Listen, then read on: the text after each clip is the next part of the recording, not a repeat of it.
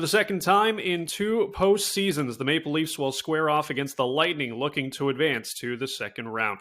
Hey everyone, welcome into another SUN Sports Roundtable. Rob Wong, joined alongside by Toronto Sun Sports columnist Steve Simmons and Toronto Sun Maple Leafs writer Terry Koshan. And guys, it is deja vu all over again with these teams meeting in the playoffs. Let's get straight to business, Steve.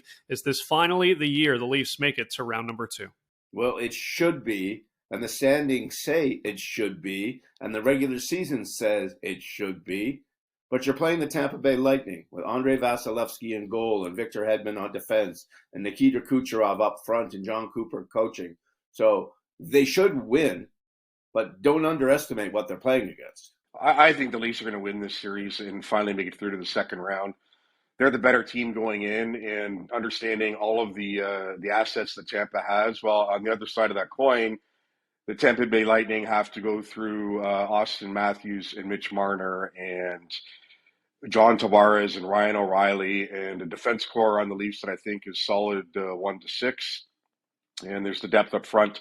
I guess for me, the question mark might be, as Steve kind of alludes to, Vasilevskiy over Ilya Samsonov. Of course, Samsonov just the 8 games playoff experience, but I just think the Leafs have all of the components to finally get through to the second round, no matter what Tampa's done in the recent past. So let's get into that goaltending matchup. For as good as Ilya Samsonov has been this year, Terry, do you think he showed enough that he can be the guy to help the Leafs finally break through? I did, and for one of the biggest reasons why I believe that is because he never really struggled this season. The lulls were far and few between.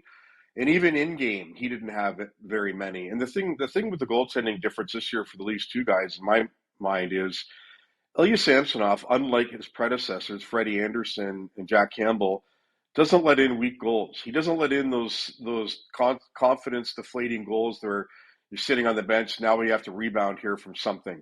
That's just hasn't been part of his game this year. He's among the top goalies in the league in turning aside slot chances. I just think he's had a great season. I think he can really be the guy for the Leafs.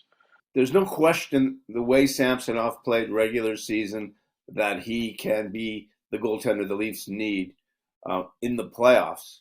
The question for me is the goalie at the other end.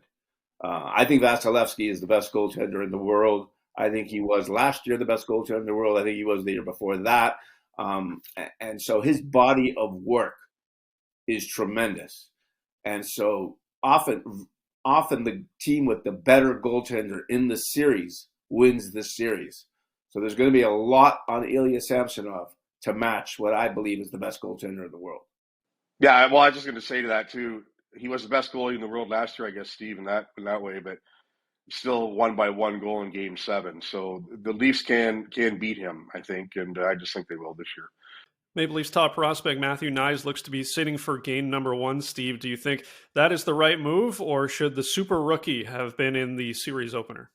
Well, I don't want to use the word super rookie yet for a guy who's played 3 NHL games. I like the idea of him not playing. I like the idea of rewarding the people who have played well for you in their situations. And I know Sheldon Keefe likes his 3rd and 4th lines right now. What this does, it's a perfect move for a coach because now he has a piece.